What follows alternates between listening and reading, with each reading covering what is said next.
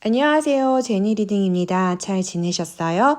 오늘은 마스오카 세이고의 독서의 신을 읽어보겠습니다. 마스오카 세이고는 일본 최고의 독서 고수라고 합니다. 이런 마스오카 세이고의 책을 읽는다는 건 어떤 것인지 우리 같이 한번 볼까요? 책이란 오랜 시간에 걸쳐서 세상의 모든 것을 삼켜온 미디어입니다. 도서관과 서점을 자주 드나들어야 합니다. 도서관에 자주 드나들면 당연히 독서 습관이 생기기 마련입니다. 서점은 도서관과 달리 일정 시간이 지나면 책을 치워버릴 뿐만 아니라 앉아 있을 수도 없습니다. 하지만 그 길게 나열된 메시지의 힘을 접하면 뭐라고 표현하기 어려운 긴장감이 느껴지고 한 권씩 손에 들고 있을 수 있는 시간이 짧기 때문에 책을 판단하는 능력이 길러집니다. 서점에서 책을 고르고 그것을 사가지고 와서 처음 그 책을 열 때가 아주 중요합니다. 우선은 차례 페이지를 펼칩니다. 이것이 아주 중요합니다. 고전이나 소설을 제외한 대부분의 책은 차례에 그 책의 윤곽이 가장 잘 나타나 있습니다.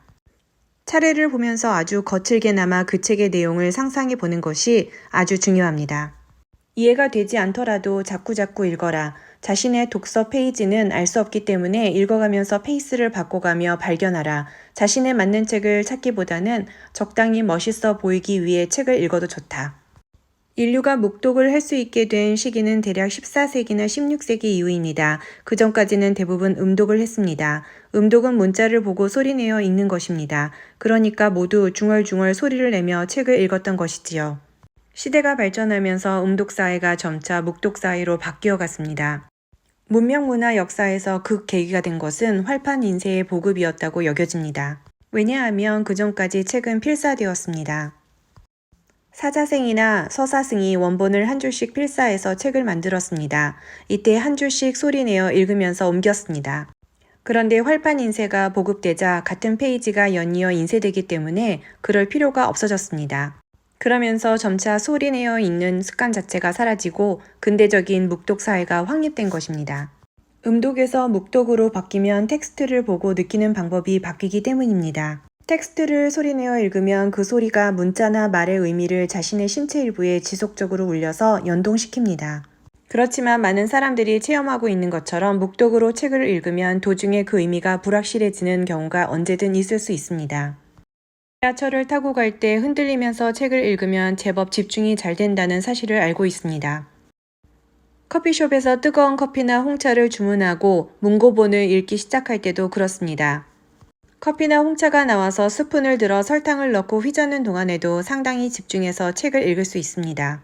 취향의 궁리란 바로 이런 것들입니다. 욕실에서 읽는 것도 소파에 드러누워 읽는 것도 그 가운데 하나입니다. 왠지 여러분은 이런 독서법을 그다지 의식하지 않고 있을 뿐입니다. 이런 방법들을 좀 더 활용해 보면 좋습니다. 독서는 모르기 때문에 읽는다. 이것이 전부입니다. 책은 알고 있다는 생각으로 읽지 않는 게 절대적으로 좋습니다. 독서라는 행위는 그야말로 판도라의 상자를 여는 것이고 그 열쇠와 열쇠 구멍 관계의 프로세스에 들어가는 것이 중요합니다. 어떤 독서이든 결국 도움이 되기 때문에 굳이 번지르르하게 꾸미려고 생각하지 않아도 괜찮습니다.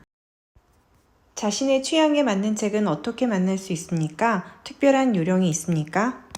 혹시 좀처럼 만날 수 없다고 느껴진다면 누군가 추천하는 책을 읽어보세요. 친구나 선배, 선생님처럼 자기보다 깊고 클 것 같은 사람의 추천이 좋습니다. 이 책이 너에게 맞을지도 모르니 읽어보면 좋겠어 하고 추천받아 읽는 것은 역시 중요한 계기가 됩니다.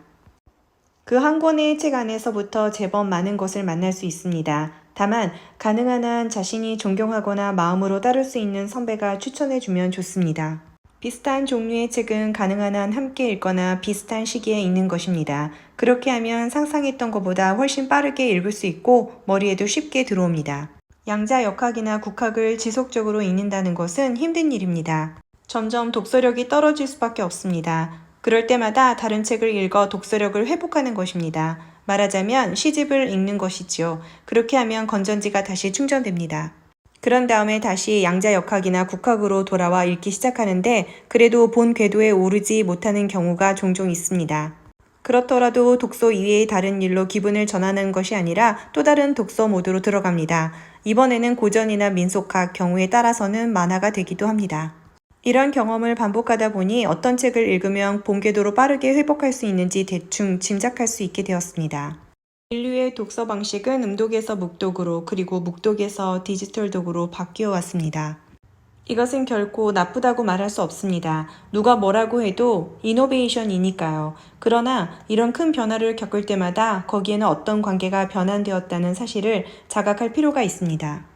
이렇게 해서 마스오카 세이고의 독서의 신을 다 읽어보았습니다. 어떠셨나요? 저는 제일 기억에 남는 부분은 꼬리에 꼬리를 무는 지식 독서법이었습니다. 사실 저도 이렇게 꼬리를 무는 독서법에서 독서의 신을 알게 되었습니다.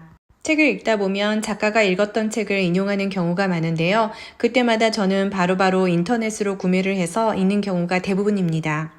그러면 지금 읽고 있는 책과 연관성도 되고 작가의 추천이니 믿을만 하기도 합니다. 여러분도 이 방법을 사용해서 책을 연결해 꾸준히 읽는 법을 가지시기 바랍니다. 저와 이렇게 계속 책을 읽고 싶다면 좋아요, 구독, 그리고 댓글 남겨주세요. 다음에 또 만나요.